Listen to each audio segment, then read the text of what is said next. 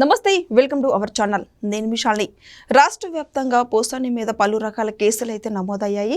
అయితే ఇప్పుడు రాజంపేట నుంచి నర్సరావుపేట పోలీస్ స్టేషన్కు తరలిస్తున్నారు. అయితే దీని మీద పూర్తిగా విశ్లేషించడానికి మనతో పాటు ఉన్నారు కొత్త రవీంద్రబాబు గారు ఉన్నారు. వారిని అడిగే కొన్ని విషయాలు మనం తెలుసుకుందాం. సార్ నమస్తే. సార్ నమస్తే సార్, పోసాని కృష్ణమూర్తి అరెస్ట్ అయింది అందరికీ తెలిసిందే. అయితే ఇప్పుడు రాజంపేట నుంచి నర్సరావుపేట పోలీస్ స్టేషన్కి తరలిస్తున్నారు. దీని మీద స్పందన ఏంటి సార్?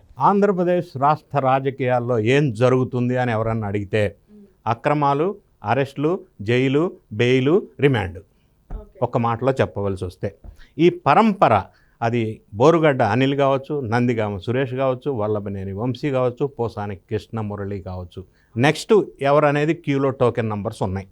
ఈ పరంపర కొనసాగుతున్న నేపథ్యంలో పోసాని కృష్ణమురళి అరెస్ట్ అనేది పోలీసులు అరెస్ట్ చేయడానికి వెళ్ళినప్పుడు ఇది బిఎన్ఎస్ సెక్షన్ 47 కింద నోటీస్ ఇచ్చినప్పుడు సెక్షన్స్ క్లియర్గా మెన్షన్ చేసి నోటీస్ ఇచ్చి ఇంటికి వెళ్ళి పద్ధతి ప్రకారం ఆయన్ని అరెస్ట్ చేసి తీసుకొచ్చి 24 గంటల్లో జడ్జి ముందు ప్రవేశపెట్టారు.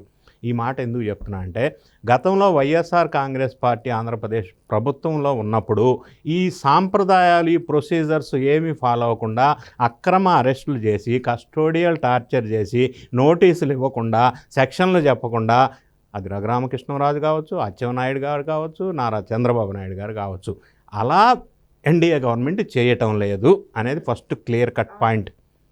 అది మనం ఒప్పుకొని తీరాల. కాబట్టే 9 నెలలు టైం తీసుకున్నా కూడా టెక్నికల్ ఎవిడెన్సెస్ అన్నీ బేస్ చేసుకొని క్లియర్గా సెక్షన్స్ ఎస్టాబ్లిష్ చేసి కేసులు పెట్టారు. పోసాని కృష్ణమురళి మీద పెట్టిన కేసులు section 196, section 353, section 111 of BNS act. ఇందులో ఒక్క క్లారిటీ ఇవ్వాల్సిన అవసరం ఉంది. మనం పోసాని కృష్ణమురళి గారు విపరీతమైన ఎవడు వినకూడని, అనకూడని, చూడకూడని భాష మాట్లాడి తిట్లు తిట్టాడు. అది వాస్తవం. అంటే తిడితే కేసు పెడతారా అనేది ఒక క్వశ్చన్ వినిపిస్తూ ఉంది వైఎస్ఆర్ కాంగ్రెస్ పార్టీ శ్రేణుల నుంచి. ఇక్కడ క్లారిటీ ఏమంటే ఊరికే తిట్టినందువల్ల కేసు పెట్టలేదు. సెక్షన్ 196 కానీ సెక్షన్ 353 కానీ ఎందుకు అట్రాక్ట్ అవుతుంది అంటే ఈ తిట్టడం ద్వారా, దూషించటం ద్వారా ప్రజల్లో ఒక వర్గాన్ని లేదా 2 వర్గాల్లో విద్వేషాలు రెచ్చగొట్టి శాంతి భద్రతలకి విఘాతం కలిగించినందుకు పెట్టారు. సెక్షన్ 111 ఎందుకు పెట్టారంటే వ్యవస్థీకృత నేరాలకి పాల్పడ్డాడు అని పెట్టారు. ఈ వ్యవస్థీకృత నేరాలని ఎందుకు అంటున్నారంటే ఈయన ఇట్లా దూషించటం వల్ల, తిట్టడం వల్ల, భాష వాడటం వల్ల చాలామందిలో విద్వేషాలు రెచ్చిపోయినాయి. రెండోది కొంతమంది వర్గాల విభేదాలు, గొడవలకి తావుతీసే అవకాశం ఉంది, విధ్వంసకాండకి దారి తీసే అవకాశం ఉంది. ఇది ఒక వ్యవస్థీకృతంగా ప్లాన్ చేసి మాటలు అనిపించారు లేదా అన్నాడు అనే విధంగా కేసులు పెట్టారు. ఇంకొక క్వశ్చన్ వినిపిస్తూ ఉంది వైఎస్ఆర్ కాంగ్రెస్ శ్రేణుల నుంచే లేదా నీలి మీడియా ద్వారా మనకు వినిపిస్తుంది ఏంటంటే ఎప్పుడో తిడితే 3 సంవత్సరాల తర్వాత కేసు పెడతారా? ఇది రెడ్ బుక్ రాజ్యాంగం కదా. దానికి మనం క్లారిటీ ఇచ్చే ప్రయత్నం చేద్దాం. భారత రాజ్యాంగంలో సెక్షన్స్ ప్రకారం ఏం చెప్తుంది అంటే ఎప్పుడు కేసు పెట్టొచ్చు, ఎన్ని సంవత్సరాల తర్వాత ఏ కేసు పెట్టొచ్చు అనేది క్లారిఫై చేయబడింది.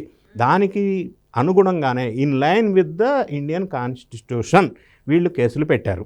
ఫర్ ఎగ్జాంపుల్ ఒక చిన్న కేసు ఉంది, అందులో ఫైన్ మాత్రమే విధించే అవకాశం ఉంది అని అనుకుందాం చట్టంలో. అంటే ట్రాఫిక్ వయలేషన్ చేసి ఒక వ్యక్తి వెళ్ళినప్పుడు ట్రాఫిక్ వయలేషన్ కింద కేసు పెడితే ఫైన్ వేస్తారు. అటువంటి కేసెస్లో 6 months లోపు ఎఫ్ఐఆర్ బుక్ చేయొచ్చు. రెండో క్లారిటీ, ఒకవేళ నేను చేసిన నేరం 3 సంవత్సరాల శిక్ష పడేది అయితే 3 సంవత్సరాల లోపు కేసు పెట్టాలి, 5 years తర్వాత కాదు. ఒకవేళ నా మీద పెట్టిన కేసులు, నేను చేసిన నేరానికి నా మీద పెట్టిన కేసులు 3 సంవత్సరాల కంటే ఎక్కువ సంవత్సరాలు శిక్ష పడే కేసులు సెక్షన్లో అయితే ఎప్పుడైనా కేసు పెట్టవచ్చు. కాబట్టి పోసాని కృష్ణమురళి మీద పెట్టిన కేసు ఆయన 3 సంవత్సరాల ముందు తిట్టినా, 4 సంవత్సరాల ముందు తిట్టినా ఈ సెక్షన్స్ ప్రకారంగా 3 సంవత్సరాల కంటే ఎక్కువ శిక్ష పడే అవకాశం ఉండే సెక్షన్స్ కాబట్టి కేసు ఇప్పుడైనా పెట్టొచ్చు, 1 year తర్వాత కూడా పెట్టొచ్చు అనే విషయాన్ని క్లారిటీ చెప్పదలుచుకున్నా. ఇది చూసే వాళ్ళందరూ కూడా అర్థం చేసుకోవాల్సిన అవసరం ఉంది. సో వాళ్ళు చేస్తున్న అలిగేషన్స్ బేస్లెస్ అలిగేషన్స్. రెండోది, అరెస్ట్ చేసిన తర్వాత ఇప్పుడు ఆయన రిమాండ్ రిపోర్ట్ ఒక్కసారి మనం పరిశీలించినట్టయితే రిమాండ్ రిపోర్ట్లో స్పష్టంగా ఆయన మెన్షన్ చేశారు పోలీసులు. ఆయన కూడా ముద్దాయి సంతకం కింద రిమాండ్ రిపోర్ట్లో సైన్ చేశాడు. అందులో ప్రూవ్ అయిన అంశం ఏంటి? అవును, స్క్రిప్ట్ ఇచ్చారు సజ్జల రామకృష్ణారెడ్డి. ఆ స్క్రిప్ట్ ప్రకారం దానికి రచయిత యాక్టర్ని కాబట్టి ఇంకా కొంత మసాలా యాడ్ చేసి ఇష్టం వచ్చినట్టు పిచ్చి పిచ్చిగా అనరాని మాటలు అనేసా అని చెప్పాడు. చెప్పి ఒప్పుకున్నాడు. ఇక్కడ ఇంకొక అంశం ఉంది. ఈ పోలీసు వాళ్ళు రిమాండ్ రిపోర్ట్లో ఒప్పుకున్న తర్వాత కొంతమంది ముద్దాయిలు ఇటువంటి వాళ్ళు రిమాండ్లో ఉండి బయటకు వచ్చిన తర్వాత జడ్జి గారి ముందు ఏం చెప్పే అవకాశం ఉంది అంటే పోసాని కృష్ణమురళి కూడా ఆ విధంగా చేసే అవకాశం ఉంది అని నేను ముందుగానే యాంటిసిపేట్ చేసి చెప్తున్నా. అక్కడికి వెళ్ళినప్పుడు ఏం చెప్తారంటే నన్ను బలవంతాన సైన్ చేయించారు రిమాండ్ రిపోర్ట్లో, నేను ఒప్పుకోలేదు అని కూడా అనే అవకాశం ఉంది. అప్పుడు ట్రయల్కి ఇస్తారు, అందులో నిజాలు బయటకు వస్తాయి. అది వేరే విషయం. సో ఈయన ప్రస్తావించినట్టుగా సజ్జల రామకృష్ణారెడ్డి పేరు చెప్తే ఆయన అరెస్ట్ చేస్తారా అని ఇంకొక క్వశ్చన్ వస్తుంది. అవును, నీలి మీడియా ద్వారా. అంటే ఈ కేసులో ప్రధాన నిందితుడిగా A1గా ఉన్న ఒక ముద్దాయి నేను ఈ విధంగా చేయవలసి వచ్చింది, దీనికి ప్రధాన కారణం co accused Sajjala Ramakrishna Reddy, next ఇంకొక కో అక్యూజ్డ్ సజ్జల రామకృష్ణారెడ్డి కొడుకు అని ఈయన చెప్పినప్పుడు వాళ్ళ మీద ఖచ్చితంగా కేసు పెట్టి ఇన్వెస్టిగేషన్ చేసి ఇంట్రాగేషన్ చేసే ప్రొసీజరు చట్టంలో ఉంది కాబట్టే వాళ్ళు స్క్రిప్ట్ ఇచ్చారు అని ఈయన చెప్పాడు. వాళ్ళు కూడా ఇచ్చారు కాబట్టే ఏమో కోర్టుకు వెళ్ళి ముందస్తు బెయిల్ అడుగుతున్నారు. అది మంగళవారం విచారణకు వస్తుంది. ముందస్తు బెయిల్ ఇస్తారా ఇవ్వరా అనేది. ఒకవేళ ముందస్తు బెయిల్ ఇచ్చినా ఇవ్వకపోయినా వాళ్ళు కో అక్యూజ్డ్గా సకల శాఖ మంత్రి గతంలో పనిచేసిన కానీ ఆయన కొడుకు కానీ విచారణలోకి తీసుకొని ఇన్వెస్టిగేషన్ చేసినప్పుడు వీళ్ళ వెనక స్క్రిప్ట్ ఇవ్వమని చెప్పిన పెద్ద మనిషి ఎవడు అది కూడా బయటికి రావాల్సిన అవసరం ఉంది. సో ఈ విధమైన మత విద్వేషాలు, వర్గ విద్వేషాలు రెచ్చగొట్టే విధంగా మాట్లాడటం అనేది నేరపూరితమైన చర్యగా ఖచ్చితంగా చట్టంలో చెప్తుంది. దాని ప్రకారం అరెస్ట్ చేశారు. ఇంకొకటి మీరు ప్రస్తావిస్తూ చిలకలూరుపేట నర్సరావుపేట ఈరోజు తీసుకెళ్తా ఉన్నారు. ఇదేంటంటే ఈయన మీద అరెస్టు వారెంట్ ఇచ్చి అరెస్ట్ చేయడానికి ముందు ఆంధ్ర రాష్ట్రంలో 11 కేసులు నమోదైనాయి. మరి ఆ సబ్సిక్వెంట్గా అరెస్ట్ అయిన తర్వాత ప్రజల్లో కొంత భరోసా ఏర్పడింది. అవును, ఈయన చేసిన అక్రమాలకి అనకూడనే మాటలకు అరెస్ట్ చేశారు, అమ్మాయి పర్వాలేదు అని ధైర్యం తెచ్చుకొని ఇంకా కొంతమంది బాధితులు కేసులు నమోదు చేస్తూ వస్తూ ఉన్నారు. ఇప్పటికీ 17 కేసులు నమోదైనాయి. ఇప్పుడు జరగబోయేది ఏమంటే ఈ ప్రధానమైన ఈ కేసులో ఈయన ఎప్పుడైతే ఇన్వెస్టిగేషన్ జరుగుతూ ఉందో సబ్సిక్వెంట్గా కంటిన్యూస్గా 1 by 1 పీటీ వారెంట్స్ ఎగ్జిక్యూట్ చేస్తూ వెళ్తూ ఉంటారు పోలీసు వాళ్ళు. మిగతా అన్ని కేసెస్లో కూడా మిగతా 16 కేసెస్ పెండింగ్ ఏదైతే రిజిస్టర్ అయి ఉన్నాయో వాటిల్లో పీటీ వారెంట్ ఇష్యూ చేసుకుంటూ వెళ్ళి వాటన్నిటి మీద కూడా బెయిల్ రాకుండా ఇన్వెస్టిగేషన్లో భాగంగా ఇంట్రాగేషన్లో భాగంగా కంటిన్యూ జైలు జీవితం గడిపే అవకాశం ఉంది.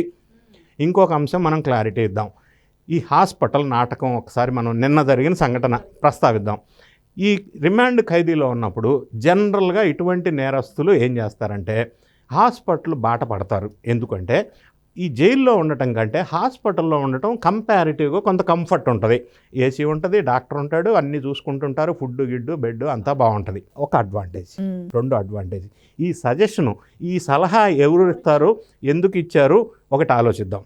ఈ సలహా ఈయన హాస్పిటల్కి వెళ్ళాలి అన్న దానికి డెసిషన్కి ముందు ఈయనని జైల్లో ములాఖత్తులో ఆ ప్రాంతానికి సంబంధించిన ఆకేపూడి అమర్నాథ్ రెడ్డి అనే వైఎస్ఆర్ కాంగ్రెస్ పార్టీ ఎమ్మెల్యే కలవటం జరిగింది. సో అంటే వైఎస్ఆర్ కాంగ్రెస్ పార్టీ పెద్దల ఆదేశం ప్రకారం ఆయన ములాఖత్తులో కలిసి ఈ హాస్పిటల్కి వెళ్ళు అనేదో సలహా ఇచ్చాడు. ఆరోగ్యం బాగాలేదు, సమస్యలు ఉన్నాయి, సలహా ఇచ్చాడు అనేది మనకు అర్థమైంది.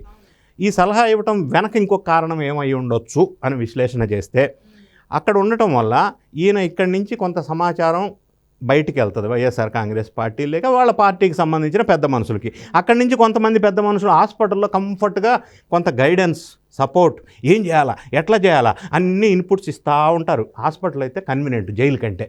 కాబట్టి ఈయన హాస్పిటల్ నాటకం ఆడమని సలహా ఇచ్చిన పెద్ద మనుషులు ఎవరు అనేది తేలాల్సిన అంశం.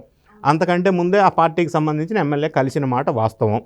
సో ఈ విధంగా కేసు ఉన్నప్పుడు ఈయన సజ్జల రామకృష్ణారెడ్డి ఇంట్రాగేషన్లో బయటకు వస్తే ఆయన అరెస్ట్ అవుతాడా, వాళ్ళ కొడుకు అరెస్ట్ అవుతారా, వాళ్ళిద్దరికీ స్క్రిప్ట్ ఇవ్వమని చెప్పింది ఎవరు అనే విషయాన్ని కూడా తేలవలసిన అంశం ఉంది. ఇక్కడ ఈ కేసు విషయంలో లీగల్ నాలెడ్జ్ ప్రకారం నేనేమంటానంటే ఈయన మీద ఈ కేసులతో పాటుగా పోక్సో చట్టం కింద కూడా కేసు పెట్టాల్సిన అవసరం ఉంది అని నేను అభిప్రాయపడుతున్నా. ఎందుకంటే పవన్ కళ్యాణ్ గారి పిల్లల్ని పోక్సో చట్టం ఏం చెప్తుందంటే prevention of children from sexual offence act. ఇది చాలా కఠినమైన చట్టం భారతదేశంలో. ఇందులో చట్టం సెక్షన్ 23 ప్రకారం 18 సంవత్సరాల కంటే లోపు ఉన్న పిల్లల మీద, ఆడవాళ్ళ మీద అబ్యూజ్ లాంగ్వేజ్ వాడితే ఈ సెక్షన్ అట్రాక్ట్ అవుతుంది, ఈ యాక్ట్ అట్రాక్ట్ అవుతుంది. ఈ యాక్ట్ ప్రకారం కనుక కేసు నమోదు చేస్తే ఈరోజు కాకపోయినా రేపు ఎవరన్నా ఇంప్లీడ్ అయ్యి ఈ కేసు కూడా పెడితే, నమోదు అయితే ఈయన మీద, ఈయన ఎప్పటికీ లైఫ్ లాంగ్ జీవిత అనంతరం కూడా జైల్లోంచి బయటకు వచ్చే అవకాశం లేదు. ఎందుకంటే పోక్సో చట్టం నాన్ బెయిలబుల్ చట్టం. ఈయన పవన్ కళ్యాణ్ వాళ్ళ కూతుర్ని అన్న మాటలేంటి, మీకు ఉన్నారు పిల్లలు, ఆ పిల్ల పెద్దదైతే నీలో రక్త కన్నీరు చూస్తా అని అన్నాడు. అంటే దాని మీనింగ్ ఏంటి, దాని భావం ఏంటి, దాని మెసేజ్ ఏంటి? కాబట్టి ఈ పోక్సో చట్టం కూడా అప్లికేబుల్ అవుతుంది. ఆ చట్ట ప్రకారం కూడా ఇంకొక కేసు నమోదు చేయాల్సిన అవసరం ఉంటుంది. తర్వాత తదనుగుణంగా కఠినమైన శిక్షలకి విధించే అవకాశం ఉంది. ఈ సజ్జల రామకృష్ణారెడ్డి, భార్గవరెడ్డి ఇంట్రాగేషన్లో నెక్స్ట్ స్టేజ్లో ఇంకా ఎవరున్నారు, స్క్రిప్ట్ ఎవరు ఇచ్చారు, ఎందుకు ఇచ్చారు, ఈ కుట్ర కోణం ఎందుకు ఉంది ఇందులో, ఇట్లా విధ్వంసాలు ఎందుకు రెత్తగొట్టే ప్రయత్నం చేశారు, దానికి పాత్రధారి వీడైతే సూత్రధారి ఎవరన్న విషయం బయటికి రావాల్సిన అవసరం ఉంది. అవన్నీ కూడా బయటకు వస్తే చాలామంది పెద్ద తలకాయలు పోసాని కృష్ణమురళి ద్వారా ఆయన ఇంట్రాగేషను, Sajjala Ramakrishna Reddy next ఇంట్రాగేషను, Bhargava next interrogation వల్ల తాడేపల్లి ప్యాలెస్ కొంత షేక్ అయ్యే అవకాశం ఉంది అని మనకు అనిపిస్తూ ఉంది. నిష్పక్షపాతంగా ఈ కేసు పూర్వాపదాలు పరిశీలించిన తర్వాత మనకు అనిపిస్తూ ఉంది. అవును. అయితే నిన్న లక్ష్మీ పార్వతి మాట్లాడింది సార్, చాలా బాధాకరమైన మాటలైతే మాట్లాడింది. ఎందుకంటే ఇప్పుడు చంద్రబాబు నాయుడు గారు ఆ టైంలో తిట్టలేదా, ఎవరిని అసభ్యకరంగా మాట్లాడలేదా అన్నట్టు ఆమె చాలా రకాలుగా మాట్లాడింది చంద్రబాబు నాయుడు గారి మీద. పోసాని కృష్ణమురళి అరెస్ట్ చేశారు, అసలు ఎందుకు అరెస్ట్ చేశారు, తప్పు చేయకుండానే అరెస్ట్ చేశారని చెప్పి ఆమె మాట్లాడుతుంది. దీని మీద మీ స్పందన ఏంటి సార్? దీని మీద నా స్పందన ఒకటే, పోసాని కృష్ణమురళి అరెస్ట్ను సమర్థించే వాళ్ళు ఎవరైతే ఉన్నారో, ఈ బూతులు, ఈ దూషణ, ఆడవాళ్ళ మీద, ఆడపిల్లల మీద దూషణ సమర్థించే వాళ్ళు ఎవరున్నారో, ఆ సమర్థించే వాళ్ళ ఇంట్లో ఆడవాళ్ళ ఉంటే మరి వాళ్ళకి, వాళ్ళ పిల్లలకి పోసాని కృష్ణమురళి దగ్గర ట్రైనింగ్ ఇప్పించండి. అది మీ కుటుంబంలో యాక్సెప్టబులేనా? ఇటువంటి దూషణని సమర్థించే ఎవరైతే వ్యక్తులు ఉన్నారో, శక్తులు ఉన్నారో, పార్టీలు ఉన్నాయో వాళ్ళ ఇంట్లో ఆడవాళ్ళకి, వాళ్ళ పిల్లలకి పోసాని కృష్ణమురళి ద్వారా ట్రైనింగ్ ఇప్పించండి. ఆడవాళ్ళు ఒప్పుకుంటారా? మరి మీ కుటుంబంలో ఆడవాళ్ళు ఒప్పుకోనప్పుడు సభ్య సమాజం ఒప్పుకుంటుందా? ఇది ఏ వ్యక్తి కానీ, అది ఇర్రెస్పెక్టివ్ ఆఫ్ జెండర్, అది మేల్ కావచ్చు, ఫిమేల్ కావచ్చు, ఆయన మాట్లాడిన మాటలు ఒప్పుకుంటున్నారంటే ఆ కుటుంబంలో ట్రైనింగ్ ఇప్పించండి ఆ పిల్లలకి. మరి ఏం చేత మీరు యాక్సెప్ట్ చేస్తున్నారు కదా, ఇది యాక్సెప్ట్ చేసే అంశమా? తీవ్రంగా పరిగణించాల్సింది పోయి పార్టీలకు అతీతంగా మనం కొన్ని విషయాలు స్పష్టంగా మాట్లాడుకోవాల్సిన అవసరం ఉంది. ఏ సభ్య సమాజం అయినా ఆయన మాటల్ని అసలు సపోర్ట్ చేస్తున్నారంటే దాని మీనింగ్ ఏంటి? అంటే వైఎస్ఆర్ కాంగ్రెస్ పార్టీ ప్రోత్సహించే శ్రేణులు, నాయకులు, లీడర్లు ఏ విధమైన అసలు ఈ సంస్కృతి ఏంది? అంటే ఇదేనా వైఎస్ఆర్ కాంగ్రెస్ పార్టీ కల్చర్? మీరు అడుగుతున్నారే, నాకు అనిపిస్తూ ఉంది ఇదేనా వైఎస్ఆర్ కాంగ్రెస్ పార్టీ కల్చర్? అంటే ఇదేనా మనం డెవలప్ చేస్తున్న సొసైటీ? ఏం మెసేజ్ ఇస్తున్నాం సమాజానికి?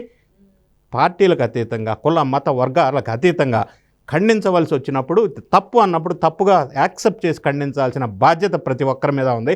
సమాజానికి ఒక మంచి మెసేజ్ వెళ్ళాల్సిన అవసరం ఉంది. అప్రాప్రియేట్ సెక్షన్లో ఇటువంటి వాళ్ళకి కేసులు బుక్ అవ్వాల్సిన అవసరం ఉంది. జైలు జీవితం గడపాల్సిన అవసరం ఉంటుంది.